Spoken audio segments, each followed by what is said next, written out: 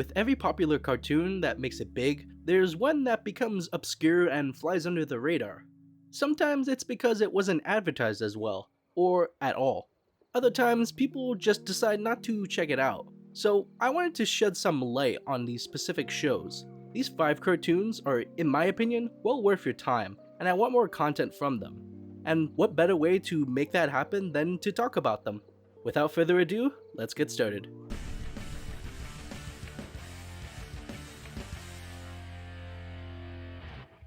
Our first cartoon is called Invincible Fight Girl, created by Justin Gordon Montgomery. It's an action sports show about a girl named Andy who dreams of becoming a professional wrestler. Even though she was brought up to be an accountant, it's not much of a spoiler to say that she ends up chasing her dream and meets some friends along the way to help her achieve it. I always try to give new shows a chance, and I'm glad I gave Invincible Fight Girl a watch. I love Andy's ambition, and I'm a sucker for a good underdog story, and I think this one delivers. The story so far has a solid progression, showing how Andy improves over time. She doesn't always succeed, but people around her see the potential she has, and once they face off, they know that she's a threat.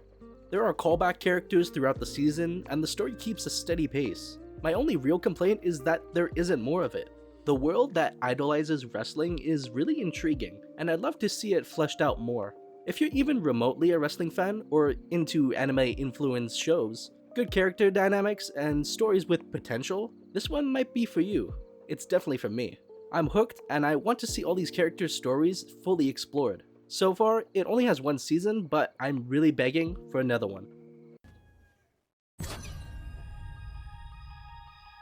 Next up is a relatively unknown show called Jade Armor. Developed by Mary Brendan, it's a superhero series that follows Lan Jun, the latest in a long line of heroes known as Jade Armor. Inspired by Taiwanese and Chinese culture and kung fu martial arts, Lan Jun teams up with her Beasticons to stop the Crimson Lord from returning to full strength. She must learn to balance being a hero and a student with support from her friends and family. If you're into magical girl or superhero style shows, but find some of them repetitive or slow, I think Jade Armor might surprise you. While it does use some familiar elements, like a villain of the week, I find it doesn't linger too long and keeps moving the story forward. I find it more consistent than a lot of other similar shows. The characters are likable and not over-exaggerated or annoying. The dynamic between Lan Jun and her Beasticons are fun, and her relationship with her family and friends feel natural. The show currently has 2 seasons, and I'm hoping it keeps developing into something even stronger, because I'm genuinely curious to learn more about the lore behind Jade Armor's legacy. Now we have Long Story Short, an adult comedy drama created by Raphael Bob Waxberg, the same person behind BoJack Horseman, so you already know he can make you laugh and cry in the same episode.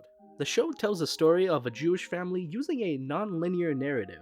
It jumps between different eras of their family's lives, focusing on the siblings mainly, Avi, Shira, and Yoshi Schwooper, showing them as kids, teens, adults, and even parents. Every episode dives into their relationships, exploring how their upbringing shaped who they became. Knowing it was made by BoJack's creator, I was already interested in the series, and I think it delivers. Supposedly, much of the story is based on Raphael's own experiences growing up in a Jewish household. I'm not Jewish myself, but the realism in a family dynamic really comes through here. You can't help but wonder how each character got to where they are, while also piecing together events from their different times in life. If you're into adult animation with comedy and emotional storytelling, this one is worth binging.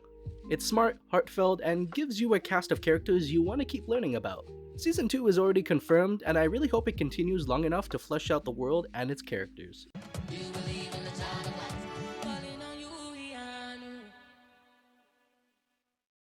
Next up is Iyanu, Child of Wonder, a fantasy adventure show created by Roye Okupe and Brandon Easton. Based on the graphic novel of the same name, it follows Iyanu as she develops mysterious powers and learns that she may be the chosen one, destined to fight back against the rising darkness. Along with her new friends, she sets off to uncover the truth. I had already read the first volume of the Iyanu graphic novel before the show was announced, and I found it to be decent. After watching the first season of the show, I'd say the show overall is decently solid.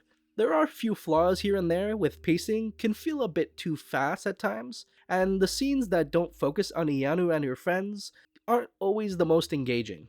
That said, I think the premise is still really interesting. While it doesn't break any mold when it comes to the Chosen One story, it's entertaining and easy to root for.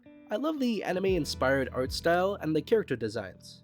The animation can be a bit choppy at times, which might be due to the budget constraints, or it could be purposefully. But hopefully that improves with future seasons. If you're looking for a show based in a culture you may not have explored much in animation, Iyanu is a good start. It's been confirmed for a second season and 2 movie spin-offs. So there's more world building to come, and I'm definitely sticking with it.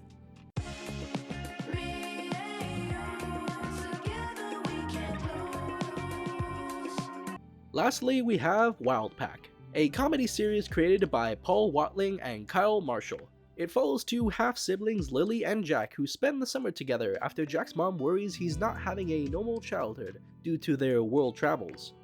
They explore Jack's new town, meet locals, and go on wild adventures. From one episode alone, I love the relaxed vibe from this show. It blends slice-of-life moments with unique art styles and color palettes that make it feel so cozy. The comedy is very on point with just the right mix of off-the-wall antics and grounded emotional beats that a lot of people can relate to. Knowing how Nickelodeon handles its shows nowadays, I hope this one gets a chance to run for a few seasons at the very least, to tell its full story. It's got real heart, fun dynamics, and a pace that makes it easy to enjoy. I'm looking forward to seeing more episodes, especially ones that explore real modern-day problems for kids in a relatable way. So those were 5 cartoons you probably haven't watched. I hope this video helped shed some light on them, and sparked your curiosity. One of the few ways shows like these survive is if people actually check them out. I picked these 5 in particular because I found them to be interesting. I really think they deserve more attention. Which one are you mostly interested in? Have you watched any of them already? Let me know what you think of them, and if they are underrated shows that deserve the spotlight. Leave a comment and let me know.